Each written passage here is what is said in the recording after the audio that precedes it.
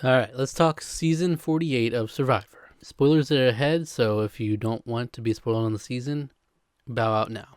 There's a lot of buzz around season 50 of Survivor, and I will be talking about that soon. The video will be coming up soon. Well, as of me recording this, I'm going to be recording that video tomorrow with my friend Rusty. We're going to be breaking down the whole cast, our thoughts on everything, all the discourse, and all that. So, for season 48, though, been meaning to get around to talking about my thoughts on it. Generally, I think my opinion of season 48 is higher than most. I do not think it's some worst of the new era.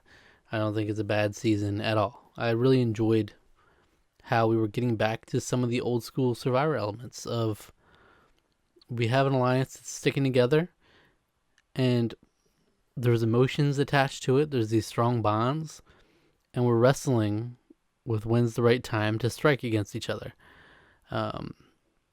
Obviously, yes, there is significant flaws to the season in terms of especially the editing and how we have these people like Mitch and Star that kind of feel like sitting ducks and it's like, what gives? Why aren't we making a move here?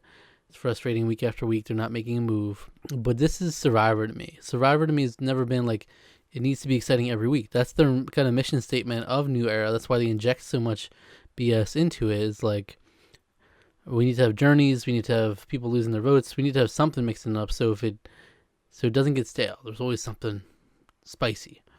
But I don't like that so much. I like excitement, but not for the sake of we need it to be back and forth every episode. We need people to be turning on each other, stabbing their best ally in the back every episode. No, I appreciated the Joe and Eva duo for what it was. I do think people soured on it over time because we did get overexposed to it. It seemed like there was almost no opposition to it for the longest time, all the way to the end. But I think it did really deliver a magical moment. Truly an all-time Survivor moment. I think it's going to be talked up so much that people are going to sour on that too. It's because they'll be tired of hearing it, just like a lot of the iconic Survivor moments. But I think it is a really special moment. Not only the moment at the challenge, which is obviously the most in-your-face one, but I thought even just the dynamic between the two from the jump, from the first episode, that was really heartwarming. And seeing Joe's confessionals about that was cool. And then on the other flip side of things, we did have a strategic duo in Kyle and Camilla, which I really loved. I love their dynamic. They pulled off things that no one else has ever been able to pull off in Survivor. The fully secret duo, to keep it under wraps that much, they actually, from what Kyle and Camilla have said, they pretty much only interacted the amount of times that you see them on screen. There's very minimal couple-minute conversations. That's the extent of their interactions. So that's so cool. A covert operation that they put on for a really cool heist against Thomas in the pre-merge, and then a fun maneuver against Shaheen in the merge as well, which I really loved, and I thought that was a fun episode. And then to see Kyle win ultimately was very satisfying. He's a very deserving winner. I think one of the best winners we've had in a long time, actually. I think he's arguably the best New Era winner. The only one really rivaling him is Dee. And as much as I did really love Dee's game in 45 and think she played an amazing game, I do think I keep going back to that final 5 vote in her season. That's the only thing that gives me pause on giving her that. And Kyle really played the middle super well and knew when to strike. It was very strategic, very mindful of every maneuver he did. And I thought the season was refreshing in that way. Yes, is it boring if the same people remain in power week after week? Yeah, it can be. But it's actually kind of really creative the way that they turned that into, we'll undermine Joe and Eva by doing the Shaheen boot, and then we want to sit next to Joe and Eva in the end. That's optimal for us. So the whole season, people are giving hate.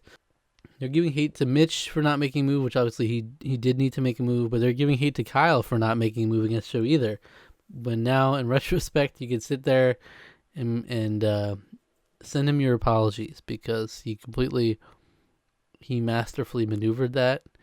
He knew exactly what he needed to do. He didn't need to take out Joe. He needed to get to the end with Joe, having him been undermined, and that was a creative thing that we haven't really seen on Survivor either, where this like final boss player turns into a goat, and they like kind of purposefully did that. So I thought it was really fun to watch.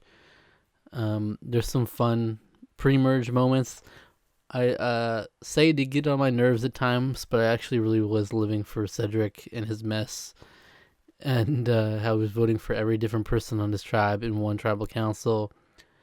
I don't like the whole losing the vote stuff. Justin is one of the most robbed Survivor contestants I think ever, but it can't deny the chaotic fun that it was. So while not a perfect season, I did really enjoy it. I really have to think long and hard about how I'd rank the Survivor seasons. I've always said firmly that for 45 and 46 were my favorites. It's really tough from there. Because everything's got its weakness. 46, even in the pre-merge, is really rough. So it's just how much is that post-merge undo all that. 45 is probably my favorite throughout. But yeah, I mean, I enjoyed 47. I enjoyed parts of 43, enjoyed 42, enjoyed parts of 41. It's tough.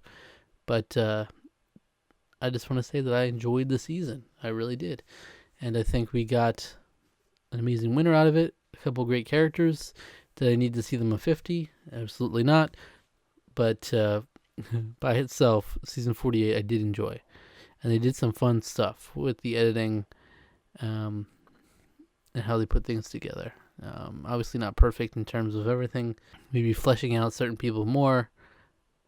The Mitch boot in the finale was really rough. It's like snooze fest, absolute snooze fest, and it's like complete revisionist history the whole time, where Mitch is like an easy goat, and now we're being gaslit that he's some big threat.